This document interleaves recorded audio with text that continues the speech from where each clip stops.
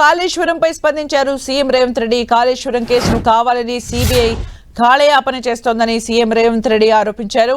కాళేశ్వరంపై విచారణ జరిపించాలని కేంద్రాన్ని డిమాండ్ చేశారు.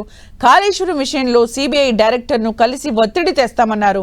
కేంద్రం విచారణ జరపకపోతే తమ కార్యాచరణ ఉంటుందన్నారు.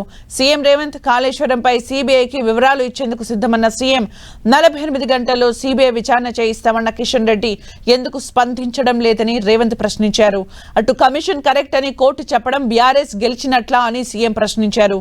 కమిషన్ రిపోర్ట్ను కొట్టివేయాలని హరీష్ కోరారని, కమిషన్ చట్టబద్ధం కాబట్టి రిపోర్ట్ను కొట్టేలేమని కోర్టు చెప్పిందన్నారు. ఘోష్ కమిషన్ చట్టబద్ధమని కోర్టు చెప్పిందన్నారు.